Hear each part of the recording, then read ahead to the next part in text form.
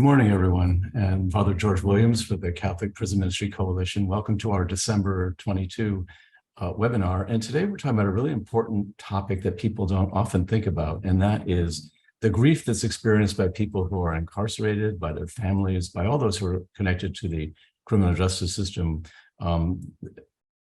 There's a lot of loss and a lot of grief that, and I think it's important for us to reflect on that. And fortunately, we have two wonderful panelists today to help us do that. The topic today is creative ways to address grief. And our first speaker is Sister Annie Killian. She's a Dominican Sister of Peace. She's serving currently, she's serving her post-doctoral fellowship in Public Humanities and Community Engagement at the University of Notre Dame. And she has a PhD in English from Yale University, where she studied 15th century religion and literature.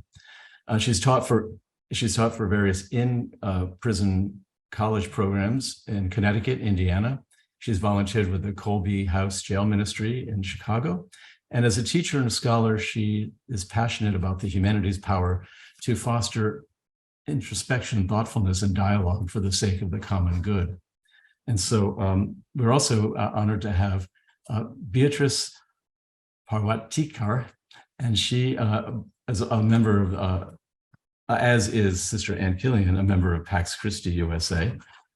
She is in currently St. Louis, Missouri, where she is active with her parish, St. Francis Xavier.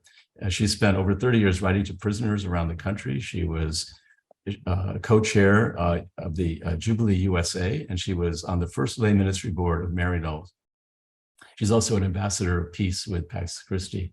So welcome to both of you. And it's wonderful to have you with us. And for those who are joining us online, you can send any comments or questions to the chat box.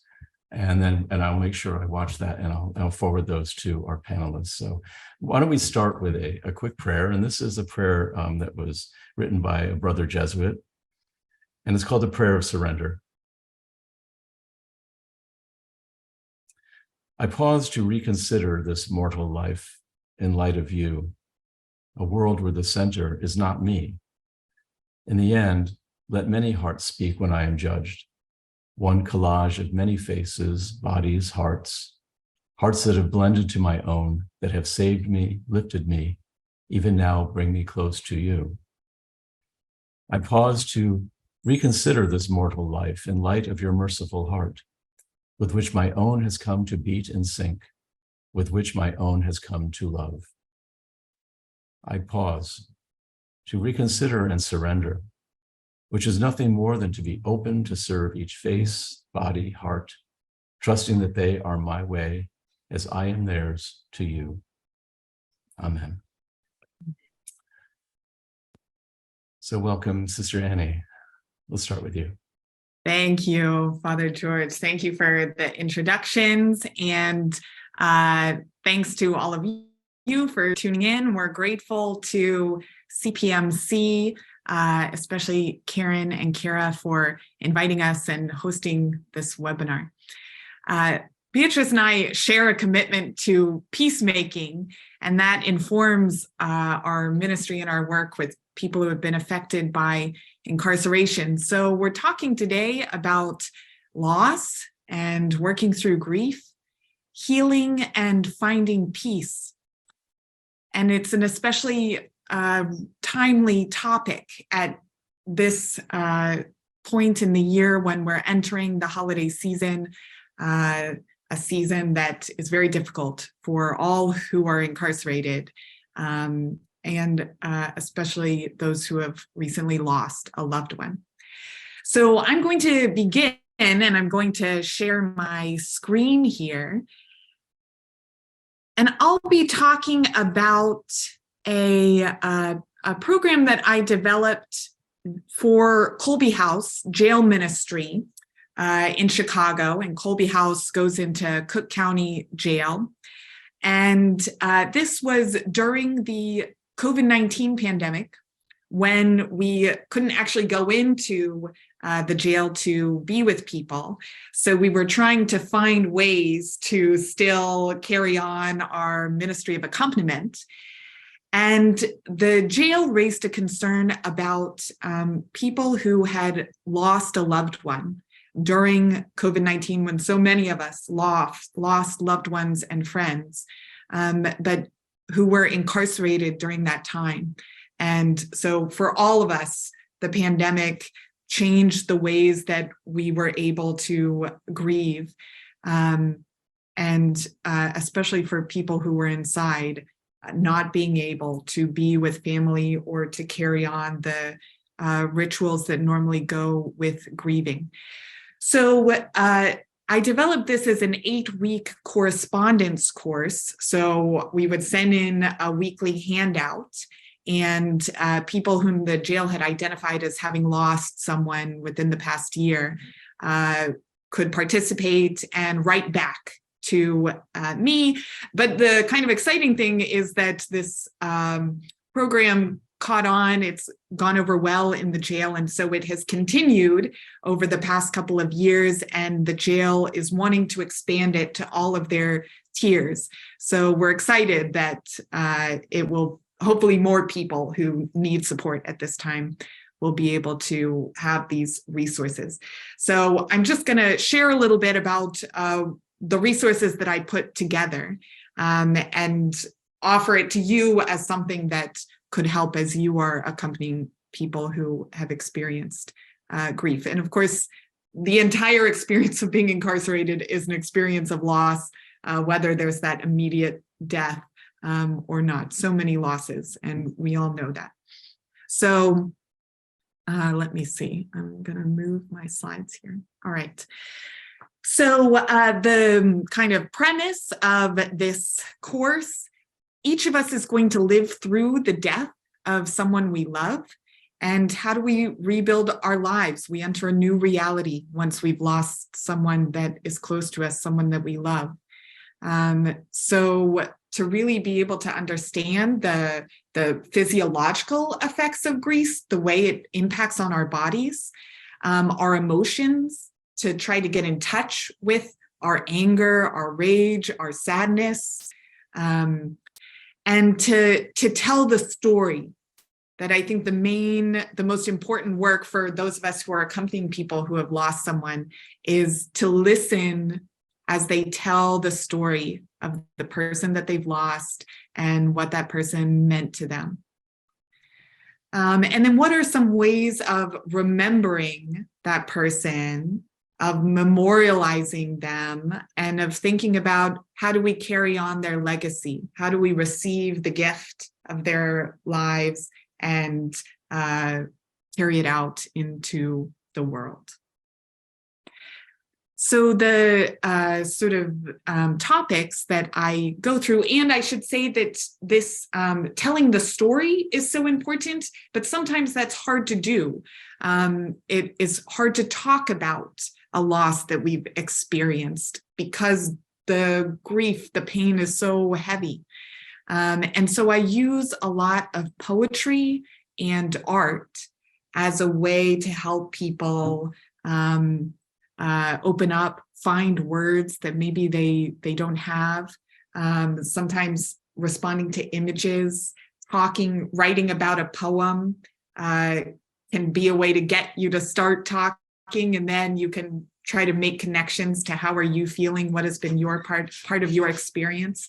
So the resources are a lot of poetry and art, and I will point you towards some books that can be resources for you. So at the beginning, I think it's important to just name what it is that we've lost, whether that is a loved one, a particular person, or maybe it's the loss of a job, the loss of employment, the loss of, all of the things that you lose when you are incarcerated. And to be able to acknowledge the anger and the rage that can go along with that. And I find the book of Job very helpful for that, because Job is so angry, and especially that one speech where he's really damning the day that he was born. I just, to say that the rage is real and it's human and it's part of the experience. And then to start to tell the story, and looking at some very powerful memoirs about a loved one who has been lost. So I really love Elizabeth Alexander's The Light of the World, which is about the death of her husband, sudden heart attack. And she's a poet, so it's very beautifully written. But to encourage them to sort of provide examples, here's an example of somebody telling the story of a person they've lost, and then to invite the person that you're accompanying to tell their story. And from just the sort of people I encountered in Cook County Jail, a lot of the death of a brother to drug overdose or gun violence. There's a lot of guilt. Grandfather died and I wasn't there. I wasn't there with him. So that telling the story also is a getting in touch with maybe any kind of guilt that the person carries. And then part of the work of mourning is saying that life is going to be different. It's really kind of a new life once I've lost this person who was very important to me, or I've lost a job that really defined my sense of identity. So I'm now having to kind of start life anew. And how do you sort of take responsibility for making choices about how you're going to live into the future? And I think it's important to think about the importance of rituals, because rituals help us give meaning to the experience of loss, give meaning to death, and to know that each life matters and will not be forgotten. So this is just one image from the book of Job of that emotional reaction to what mourning involves. In the second kind of half of this course, I shift the focus to collective experiences of grief. I think it can be helpful to be able to recognize that my loss is unique in particular because the person who has died was unique and particular. But I'm not the only one who has experienced a loss.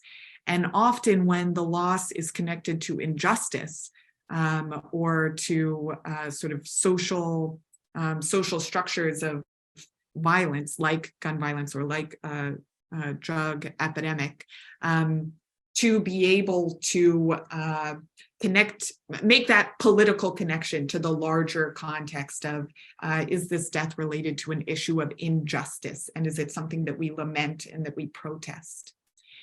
So because I was coming up with this during COVID-19, of course, the sort of macro scale loss of COVID-19, where we were not only mourning the people that we knew individually who died, but also mourning with and alongside of all of the other people who had lost a loved one, so that there's a communal aspect of grief.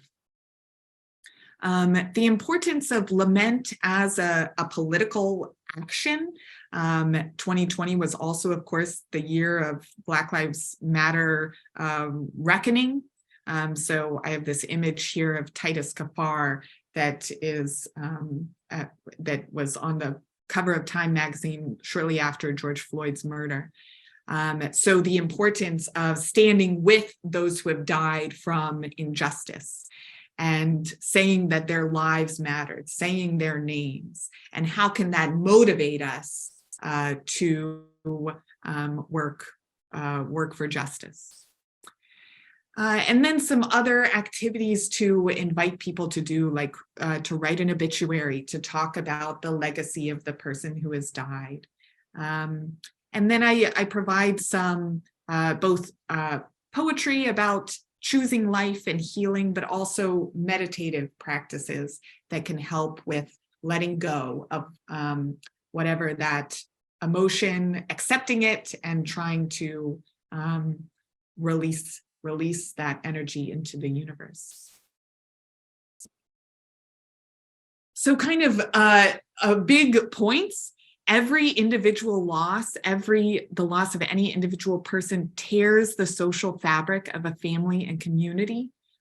So there's really a rent, a wound that comes. Every death matters and is not to be forgotten. How important it is to tell the story of the life of the one who has died. And that when we're mourning, we're also reflecting on how do we go forward, choose life, and how do we want to live from now on, carrying the gifts of the loved one with us. I think that writing is a means for self-discovery and for making meaning of what we've experienced. So I think writing is important, but also maybe talking or sharing in a group if you are able to do that in your ministry. When we're thinking about collective grief, we're mourning along with, in honor of, those who have lost a loved one, so that the experience of grief can be an experience of solidarity as well.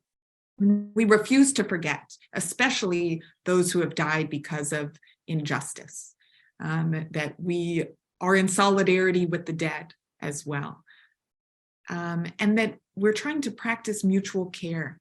So our experience of grief and loss can be a place from which to minister, from which to walk with others who are experiencing loss as well. So the two resources that I've found very helpful in terms of poetry, this collection edited by Kevin Young, The Art of Losing, Poems on Grief and Healing, is just a wonderful selection of poetry that you can use in your ministry. And plugging a sister from my community, Maureen O'Brien, has this wonderful book, The New Day Journal, that has a lot of activities for encouraging people to tell the story and remember the person that they've lost and write about what that person meant to them. And both of those you can find online and order through Amazon, and they are wonderful resources. So at this point, Beatrice is going to share with us, but I'm going to keep the slides going. So Beatrice, over to you. Thank you. Building on what Sister Annie said, so much of what a prisoner has to do is tell his story or her story to herself. And I believe that a lot of prisoners, the ones I've had to deal with, they need to find a place to mourn and grieve and discover themselves. And the only place they can do that is to internalize and realize their own value and the value that God still loves them. Because most of the time, the Bible has been used a lot of times against them. They have lost family members, but not only family members. They have lost people. People have let them go because they feel they're bad, or they've been too much trouble, or the family is poor and it's hard for them to get there. And I always remind them, excuse me, that you have to remember that, yes, you have to be in the prison. That is something you have no control over, but your body is there. Your mind and your heart belongs to you. In other words, your mind and spirit belongs to you and to God only. It does not belong to the prison. You have to create this private place inside of you to heal and learn who you are. And on that, I remind them on John 14, 26 through 27, but the advocate, the Holy Spirit, whom the Father will send in my name, will teach you everything and remind you of all that I have said to you. Peace I leave with you. My peace I give to you. I do not give to you as the world gives. Do not let your heart be troubled, and do not let them be afraid. And that I always put on a piece of paper and let them write about it or think about it, but let them have it in front. The most important thing is I'm telling them that peace is not being given to it is given to the world, but you always hear peace on earth at the end of things at Christmas. The peace that Jesus is talking about here is for you to have it internalized in yourself, to heal yourself. And the advocate is that component of God that is going to speak for you and communicate with you. And I always remind them that this is all inside of their hearts. So they have to quiet themselves to go inside to find out what is happening. What do you feel? And like Sister Annie said, a lot of times they have to mourn the loss of the life that they could have had. They have to mourn difficult childhoods. They have to mourn the lack of many things and the feeling that, particularly if you're a person of color, that you have not always got a fair and just system from the authorities. But in this, I remind them always, do not let your heart be troubled. Do not be afraid, because God is with you and loves you and care about you and wants you to go on. I have had people who, when they write to me, has broken this down over 3 and 4 letters because it is meant that much, that someone is saying, you're okay, you're fine. Now, it's important that you take something that you too are associated with and is able to feel emotional and answer, because they will ask you a lot of questions about it. In Psalm 32:5, then I acknowledge my sin to you. I did not hide my inequity. I said, I will confess my transgressions to the Lord, and you forgave the guilt of my sin. Because this I like, because a lot of people feel they have never been forgiven for what they've done. And they need to acknowledge that God forgives you, but you have to tell the truth to God and to yourself. You have to admit inside what really happened and be honest with yourself. I'm not saying to the system, I'm saying to yourself. And in that way, you will be able to set yourself free. And that is the old statement of the truth will set you free. And that is so true. It is a powerful thing that can happen. Sometime, as I said, I got the information because they would send me exactly what happened and how they felt and this type of thing. I feel as if it's important to continue to use small quotes because, as I said, they can take so much space. In Psalm 34:5-7, look to God and be radiant, so your face shall never be ashamed. This poor soul cried and was heard by the Lord and was saved from every trouble. The angel of the Lord encamps around those who fear him and deliver them. And remembering to remind them, fear is not meant to be afraid. It means the acknowledgement of God. And to have the thought of an angel encamping around you in this place that is noisy, where everything is out of your control. This is what I'm trying to let them get, control of at least their inner selves.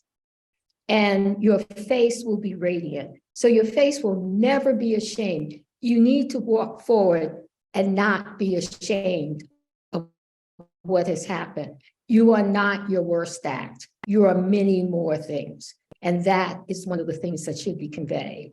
This, to me, I am seeking for them to find peace for themselves. The last one is Isaiah 49:14-6. But Zion said, the Lord has forsaken me. My Lord has forgotten me. Can a woman forget her nursing child or show no compassion for the child of her womb? Even these may forget, yet I will not forget you. See, I have inscribed you on the palm of my hand. And I asked them to look at the palm of the hand and remember that in God's hand, they are inscribed. And no matter who forgets you, God is with you and stays with you, because a lot of people in prison have had, as I said, terrible upbringings, and they may have problems with their mother, or their mother couldn't take care of them, or they were drug dependent, the mother, whatever. But the most important thing for them to understand is that it does not matter that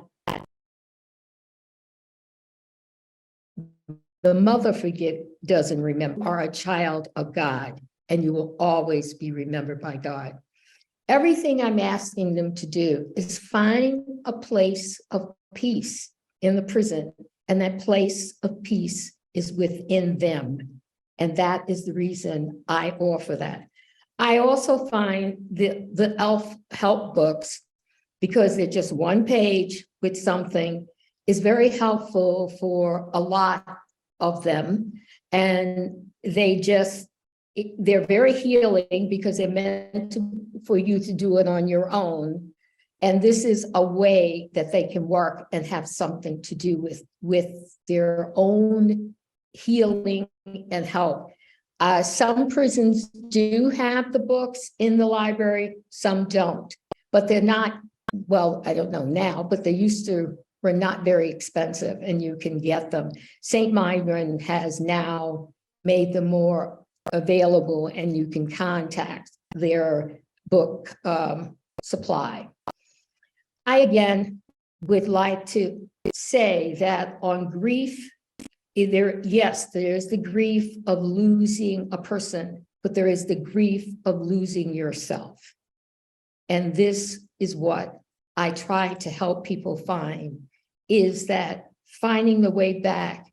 Because once they find the way back and calm themselves inside, they can take advantage of some of the programs in prison that help them to really make it better on the outside. Because we send people out a lot of times worse than they came in, and then expect them to function, and they turn right back in. The most important thing is to give them a gift of something they always carry with them, their own hearts, their own minds, and God. And they can find that space for peace no matter where they are. Thank you.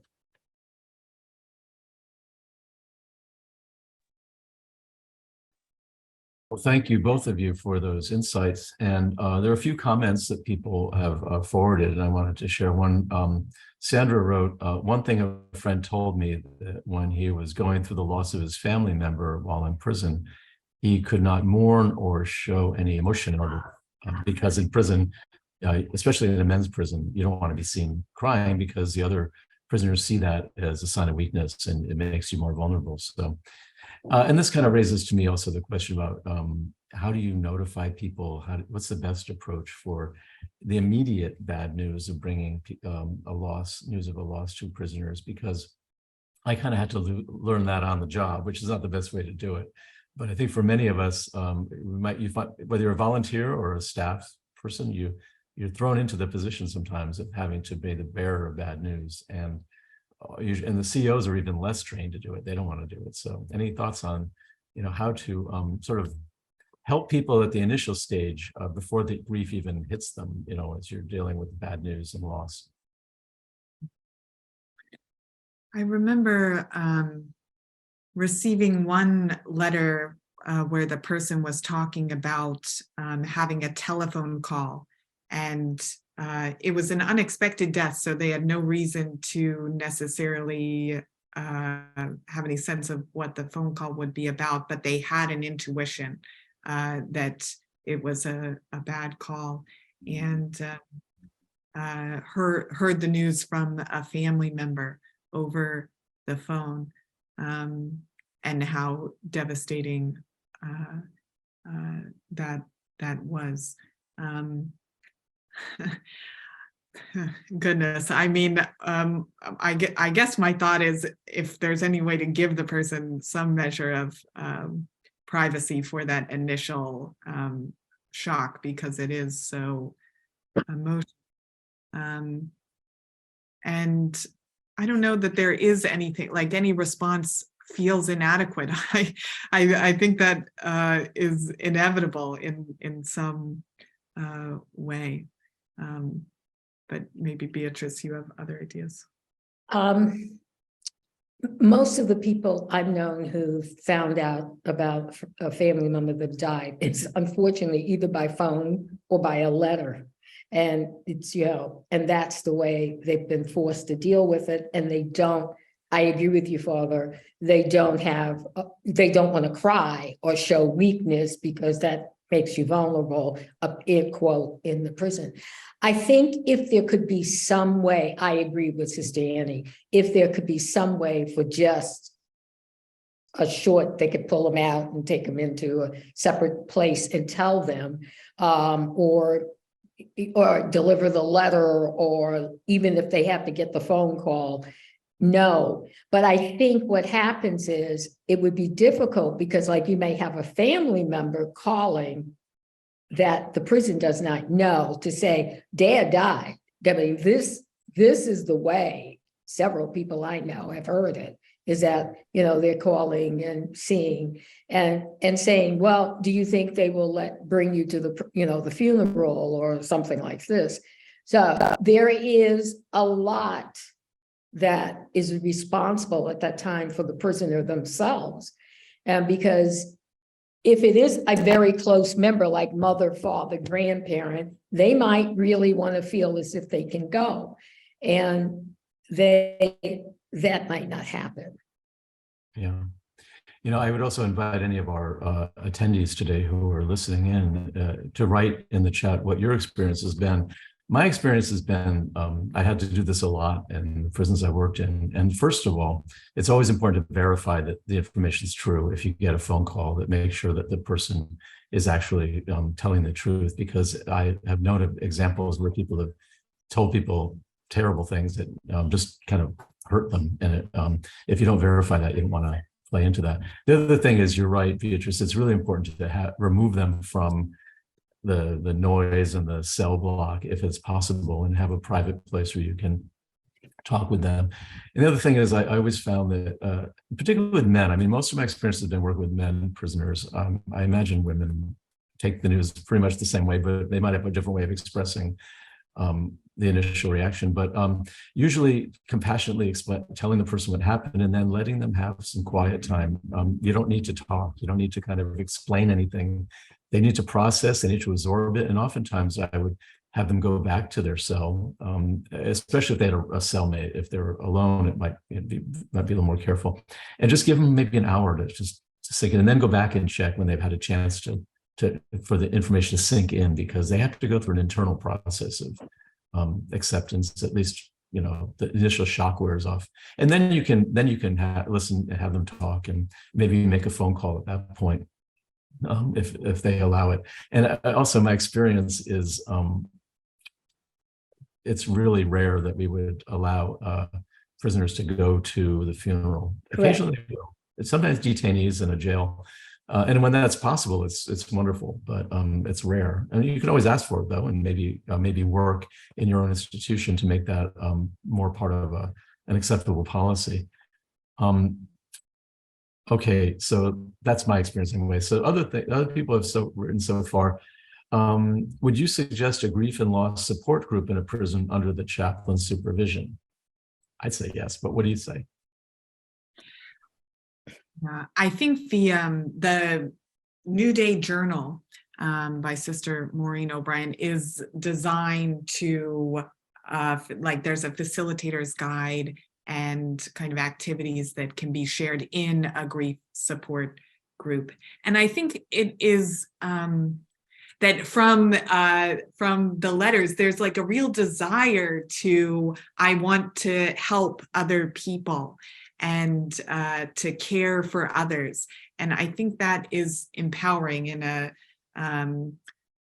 a situation when they're incarcerated, that there's not always places to give back and feel that you're caring for others. So it is a way for people to minister to each other. I think that's so valuable. I think it could also help for someone they can make deeper friendships and understand, have someone there who is in the prison, who is also going through the same thing. And I think that so much of it is, you're always trying to, like you said, you don't want to look vulnerable if you're in the men's prison. You're always trying to hold up this tough face. This will give you some place where there is a group of people who are mourning and going through it. Like when you think of NA and AA, these people speak and talk and support each other. So I would totally think this would be an excellent place to go. Mm-hmm. And Sandra asks Sister Annie, do prisoners who go to your class get to feel like they're in a safe space to mourn? I haven't had the opportunity to offer this in person because, originally it was during COVID. I think that depends on, but like the teacher in me says, it's like about how creating the space to begin with before you get into the personal story sharing. And I find that the poetry and the artwork can be a way to kind of almost a sort of icebreaker. You read a poem together and respond to like, what's a word that you noticed? Or what does this remind you of, to get people talking and get to know each other a little bit before you ask people to start sharing their stories, so that you try to establish a little bit of a sense of safety. Mm-hmm. I think it's important, if it's possible in your institution to have a chapel place or an office or some place where people can meet outside of the din of the unit, the pod, or whatever it is that they're at, because you do need a safe space, at least certainly in a men's prison, and they have to build up. It takes a while to build up that sense of trust among the members of the group. So the other thing I was wondering about, if you want to speak to this, is the issue of anticipatory grief. Say somebody knows, say his or her mother has cancer and that it's terminal. And how do we help people in the process of dealing with the grief that comes before even the loss itself? Any thoughts? Some of the problem on something like that is that the person is also going to have the guilt of not being there because they're in prison. So you have a double grief in a sense, the grief of the person losing the person and the grief of the fact that I can't be present to help. Mm-hmm. I think, you never know when it's going to happen. That's part of the anticipatory grief, that there's the uncertainty of how long will we be in the illness? When is the death going to happen? What's going to happen to the family after this? If there will be dependents who are going to be without a caregiver. There are so many uncertain things. And I mean, my kind of initial reaction is just to talk through them, because they're running through your mind. So at least to for those of us who are ministers, to just be a listening presence, and so that people can try to unburden some of all of those kind of swirling anxieties, and maybe try to discern what is a real fear, what is a kind of hyperbolic sort of fear, but mostly just listening and letting the person unburden. Yeah. It's a good point. One of the things that I've learned over the years, and both my own experience in my own life and working with prisoners, is that grief is kind of cumulative, and it's oftentimes a small loss can trigger memories of a deeper loss. And when I'm working with men, often the only really, in their culture, in the prison, the appropriate way to express the feelings they're having, it comes out as anger. And so oftentimes men will lash out in some way and end up in the hole, which compounds the problem because then they're isolated. But I think that idea of sometimes a seemingly small event, like they find out that their dog died, is huge. And they're going to have every reaction as if it's a memory of when, let's say, their mother died or their father abandoned them. It's just all these griefs are connected. I mean, has that been your experience? Yes, I think it is kind of there's yeah, anyways, I think I was thinking, is there some psychoanalytical term for that, but that they are all just this kind of series of mirror images.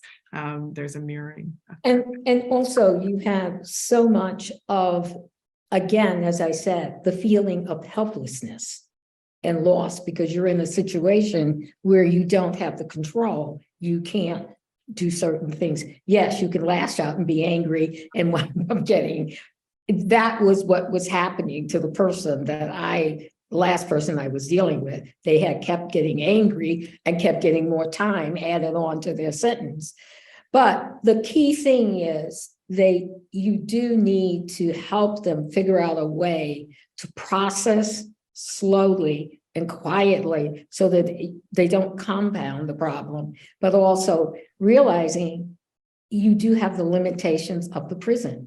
I mean, if you can have a space, like you were saying, where you take them outside into the chapel or office or whatever, that would be a place to allow them and encourage them to read the poetry and write if they have nothing else. Yeah. You know, another area that I've experienced in my work in prison is with staff.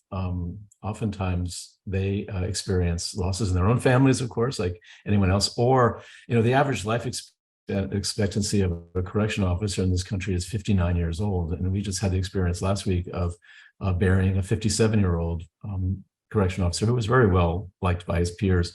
And there's sort of this collective grieving going on for him. And again, it's the same kind of culture for the correction officers in a men's prison as it is because they're sort of supposed to be tough. They're sort of cops, and they don't show at work, certainly, their feelings, but they need this kind of, we need to minister to them as well in their loss. And ultimately that helps the prisoners. But any thoughts on your experience and how people might consider the correctional officers and staff as part of this process of healing?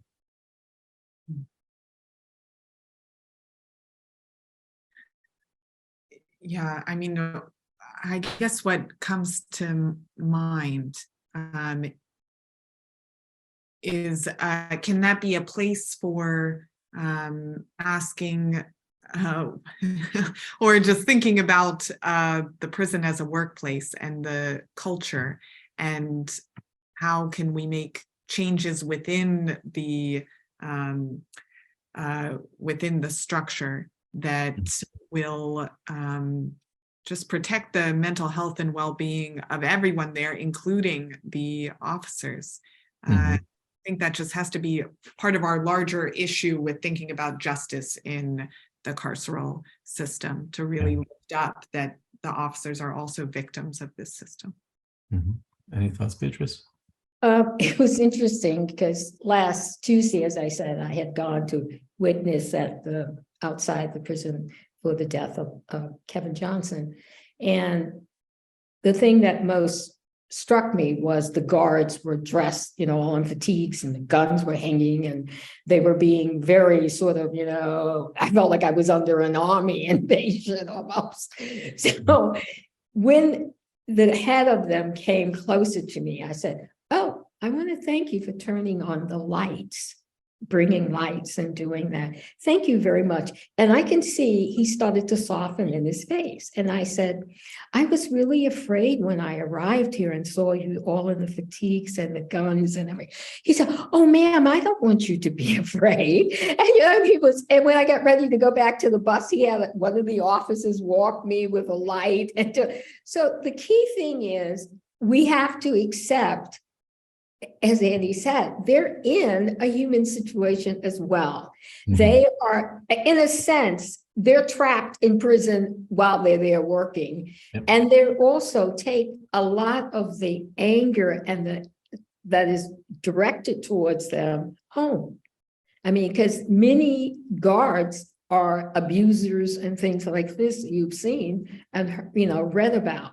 So this is one of the things that there should be a system that built in where we pay more attention to their mental health as well in the prison system.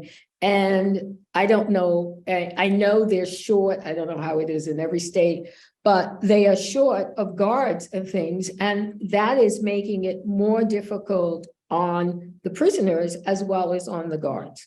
Yeah. And yes, a lot of times when you're doing prison ministry, you don't think of the guards, but they are also there.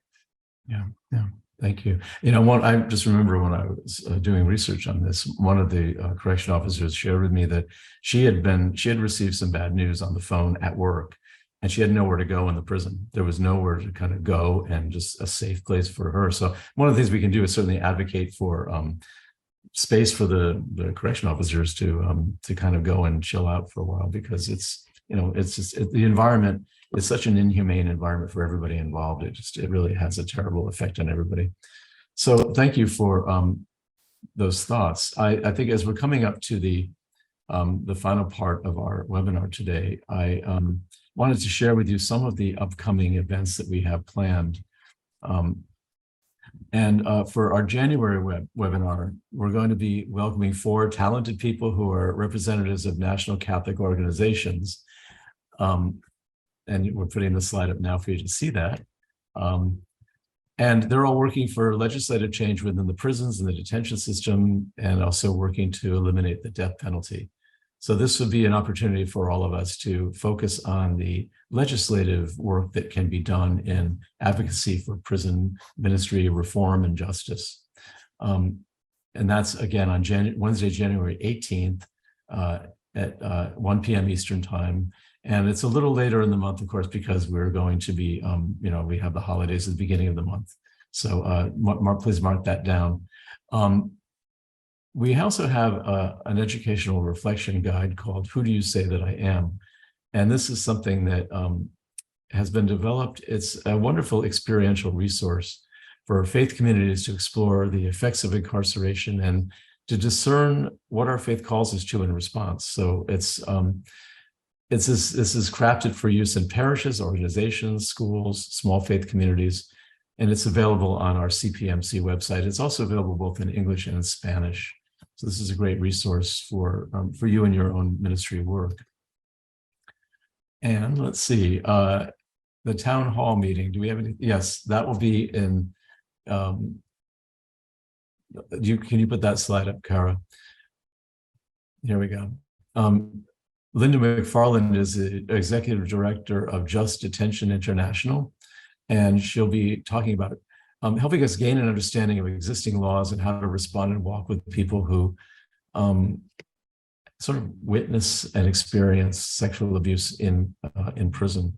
And I would say it's the information I have here says 50% of adults and 60% of juveniles are assaulted by adult correctional staff.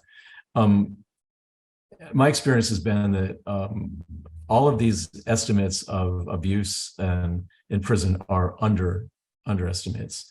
I think it's far higher, and it's not as, of course, there's the inter-prisoner abuse that goes on, but it's an important issue to realize that the traumatization that occurs is way underreported. And so this town hall meeting will help us become more aware of some of those issues. Before we sign off, I just wondering, Annie or Beatrice, do you have any final thoughts or words before we go? Thank you for having us on today. This has been wonderful sharing, and I just Advent blessings to you and your work during this Advent season. And we ask for God to give us all the grace to accompany those with whom we journey during what can be a very difficult time. But it's also a season of light coming into the world and into even the darkest places. And so we cling to that promise. Thank you. I guess I'd like to say, with every Advent and every Christmas, we should rebirth Jesus and rebirth him, celebrate his birth as it needs to be celebrated at this time. And for the prison ministry, I admire and admire so much the work that is being done by the prison ministry. And you are a great source for the people. But today, something that was importantly brought up is that we need to work with the guards and prison people who work there, because making them better would maybe make things better for other people. Yeah. So I think this is an important thing that we should think about and figure out how we will go forward and do as well. But thank you for having us. And I hope that everybody will remember to internalize and find the peace as they're working themselves in such noisy place as a prison. Thank you very much. Thank you both. And on behalf of the Catholic Prisoners Coalition, we wish all of you a blessed Advent and a joyful Christmas and all the best in the new year. And take care of yourselves. This is a hard season, especially for people in prison. So we want to hold them in our hearts and in our prayers, but be sure that you're also caring for yourself as well. So we wish you blessings, and we will see you in the new year, God willing.